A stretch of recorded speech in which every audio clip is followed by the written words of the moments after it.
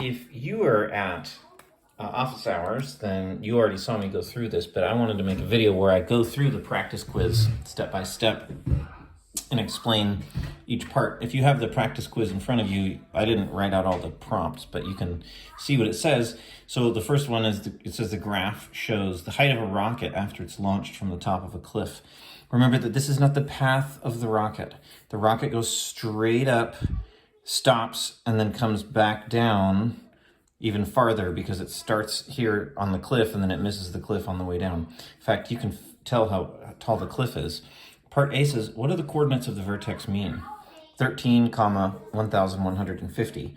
Well, the vertex means that's the highest point that it got to. So it means the rocket reached its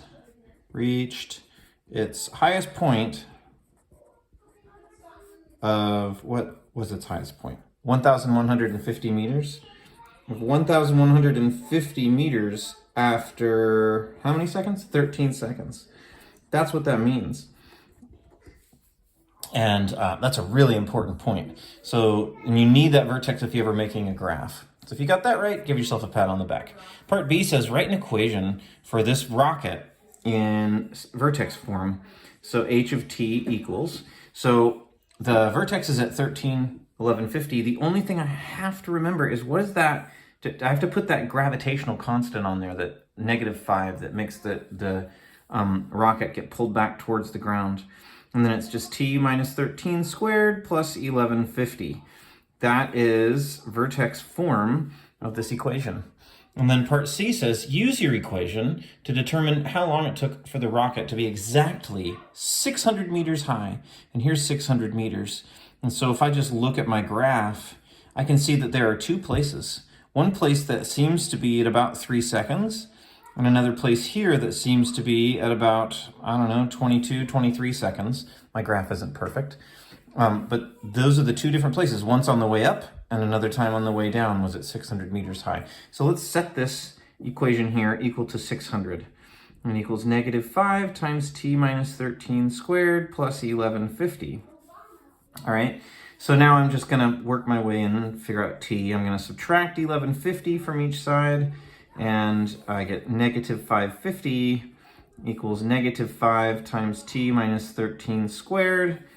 And then if I divide by -5, I get 110 equals t minus 13 squared. These 5s are gone. And when I take the square root of 110, you get about 10, let's call it 10.5. It's about 10.5. At least that's good enough. And so that means that equals t minus 13, but so does -10.5 equal t minus 13. There's always a positive and a negative solution to a square root. And so if I add 13 to each side, I do in fact get 3.5 seconds here. And if I add 13 to each side, I get, I get 23.5 seconds here. So there's two different answers, 3.5 seconds and 23.5 seconds. And then finally, it also says convert to standard form and figure out the initial velocity. To convert to standard form, I need to actually do t minus 13 times t minus 13. That's -5 times t minus 13 squared, and I can't forget to add 1150 out here. So let's see here. T minus 13 times t minus 13 is t squared. And you have -13t, and -13t again is -26t. And then -13 times -13 is positive 169. And then I add 1150 to that. Of course, I have to then distribute the -5 through. And you get -5t squared plus 130t, and then minus 845. And then I can't forget to put that plus 1150. And when you convert these two, or combine those two rather, you get h of t equals -5t squared plus 130t plus 305. That means the initial velocity was 130 meters per second. Okay, it's right there. And the 305 even checks out with our graph. All right, so let's look at the other side. And this one, I said Harry Potter shoots a firework upward at 100 meters per second, and he's standing on top of a cliff that's 340 meters high. So, all right, Harry Potter's up here. Gravity, of course, it's still on Earth, so gravity's pulling down, but then it has this initial velocity of 100, and it started at 340 meters high, so that's the answer to part A. Part B says convert to vertex form. This is the tricky part. I have to factor that -5 out before I can complete the square. And so I do 100 divided by -5 is -20, and 340 divided by -5 is -68. And now I can complete the square because once the a term is a 1, I can do that. So I just have to think, what's half of 20? That's 10. 10 times 10 is 100. So I put plus 100 on the inside, and then I put minus 100 on the outside. Okay. Next, let's see here.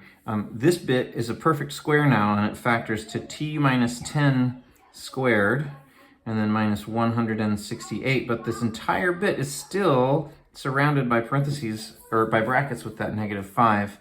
And so the tough part is to remember to multiply that -5 back through. So that means that we get -5 times t minus 10 squared plus 500, 840. Okay, so we converted it to vertex form. We figured out that the vertex is at 10, 840. And part C says, what's the meaning of the vertex? I'm just going to, in the interest of time, I'm just going to say it means that at 10 seconds, it reached its highest point of 840 meters. Finally, how long does it take to hit the ground? Well, let's see. We have to set it equal to 0. And you could actually use the quadratic formula on the original equation that we wrote. I think it's easier to do this, 840. You subtract 840, and then you divide by -5. Like this, and we get 168 again equals t minus 10 squared. And when I take the square root, I think the square root of 168 is really close to 13. It's like 12.9 equals t minus 10. And the negative doesn't matter in this case because -2.9 seconds doesn't help us. But 12.9 plus 10 is 22.9 seconds. So that means that it lands at almost 23 seconds. So to make the graph, you have to, I should have made this beforehand, but oh well. We have to say that it started at 340, which is here. After 10 seconds, I'm going to make 10 seconds be here. It got to 840, so 4, 5, 6, 7, 840. And then it would get back down to 340 after 20 seconds. So that's 2, 4, 6, 8, 20. So it'd be back here, and then at 23 seconds, it hits the ground. And so we made our graph about like that. It was at 22.9 seconds.